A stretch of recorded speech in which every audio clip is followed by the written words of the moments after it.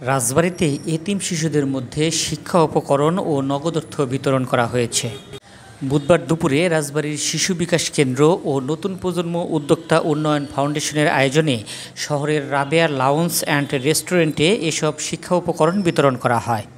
শিক্ষা উপকরণ বিতরণ অনুষ্ঠানে রাজবাড়ীর শিশু বিকাশ কেন্দ্রের পরিচালক আঞ্জুমান আরা বেগমের সভাপতিত্বে নতুন প্রজন্ম উদ্যোক্তা উন্নয়ন ফাউন্ডেশনের চেয়ারম্যান শাগুফতা সুলতানা, সাবেক শিক্ষা কর্মকর্তা আজিজা খানম, রাজবাড়ী সদর উপজেলা পরিষদের প্রশাসনিক কর্মকর্তা কানিস মাওলা, শ্রীপুর সরকারি প্রাথমিক বিদ্যালয়ের প্রধান শিক্ষক নাসিমা আক্তার, নতুন প্রজন্ম উদ্যোক্তা উন্নয়ন ফাউন্ডেশনের উদ্যোক্তা ফরিদা আক্তার, মমতাজ বেগম, শিশু বিকাশ কেন্দ্রের সাধারণ সম্পাদক গুলশান আরা, কল্যাণপুর সরকারি প্রাথমিক বিদ্যালয়ের প্রধান শিক্ষক লতিফা রহমান বক্তৃতা করেন।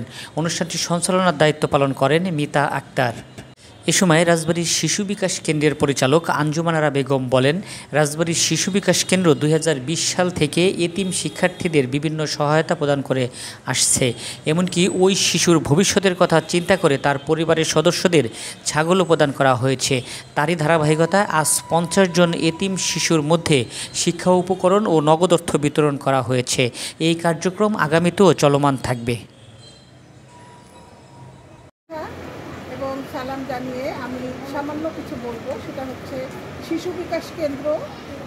এটা যখন শুরু হয়, জন্ম হয়, সেই জন্ম লগ্ন থেকে আমি এই সঙ্গে জড়িত আছি। তবে জড়িত থাকার পিছনে যে আছে, যার মানে অনুপ্রেরণায় আপনারা সবাই সম্মিলিত হয়েছে, সে হলো আঞ্জুমান আরা। আঞ্জুমান আরা কিন্তু আমার আবার ছাত্রী। আর আঞ্জুমান আরা এবং এখানে আছে মিতা, এই দুজন কিন্তু বাড়ি বাড়ি যে অনেক কষ্ট করে এই ছোট্ট ছোট্ট সোনামণিদেরকে জোগাড় করেছে। এবং এরা সবাই হচ্ছে, আমি অসহায় বলি না, কারণ মানুষ কিন্তু দুটো হাত নিয়ে আসে, মেধা নিয়ে আসে। এরা সবাই মেধাবী ছাত্রছাত্রী এবং তাদেরকে একটু অগ্রসর করার জন্য হলো শিশু বিকাশ কেন্দ্রের এই প্রচেষ্টা। আর কিছু দুস্থ মাতা আছে, সেই পরিবেশটা যে দেখিয়াটা আমরা দিচ্ছি এখন এখানে, সেইটা পরিচালনার মতো আর্থিক সংগতি ব্যক্তিগতভাবেই হোক বা আরও যারা এখানে অর্থনৈতিক ক্যাপাসিটি থাকতেও যারা কখনোই চিন্তা করেনি বা করে না যে আমার রাজবাড়ির যে অসহায় মানুষগুলো আছে, যে শিশুগুলো আছে বা আরও যে ব্যাপারগুলো আছে, অনেক নারী আছে তাদের কর্মসংস্থানের সুযোগ সৃষ্টি করতে পারি, ঘরে বসে আপনারা কিছু কাজ করে অল্প কিছু ইনকাম করতে পারেন। এই জায়গাগুলো আসলে কেউ ভেবে দেখা হয় না, কারণ আঞ্জু আপার একা চেষ্টা, মিতার একা চেষ্টা, আমাদের আপার একা চেষ্টা, আমার একা চেষ্টা সম্ভব না। সম্মিলিত প্রচেষ্টা দরকার।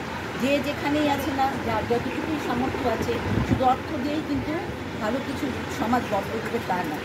যার যার জায়গা থেকে সমাজ বদলানোর যে জায়গাগুলো, সেই জায়গাগুলো চিহ্নিত করে আমরা যদি চেষ্টা করি, আজ না হোক, কাল না হোক, একদিন না একদিন এই বাংলাদেশকে বদলাতে হবে। একদিন না একদিন এই যৌনতার হাত থেকে আমাদের শিশুদের রক্ষা করতে হবে। সামাজিক অধিকারগুলো যাতে প্রতিটা শিশু পায়, সেই চেষ্টা করতে হবে। এখন এই কথাগুলো বলতে গেলে বলা হয় যে বড় বড় কথা বলে যায়, কিন্তু আমি কি চাইলেই পারবো এতগুলো শিশুর ভাগ্য পরিবর্তন করে দিতে? কারণ স্বার্থিক সঙ্গতি আমার নেই, এটা আমার একটা বড় অন্তর আছে, আপনাদের একটা বড় অন্তর আছে। আমরা আমাদের সময়টা দিচ্ছি, বিভিন্ন মানুষের সাথে যোগাযোগ করছি, সরকারিভাবে প্রচেষ্টা চালাচ্ছি যে কোথাও থেকে সেই সংগতিটুকু তৈরি করলে আসলে সরকারি পর্যায়ে যতটা সহজ এবং সম্ভব, ব্যক্তিগত পর্যায়ে এগুলো পরিচালনা করা কঠিন হয়ে যায়। আর যাদের সেই আর্থিক সঙ্গতি আছে, আল্লাহ তাদের ভিতরে সে মানবিক মূল্যবোধটা দেয়।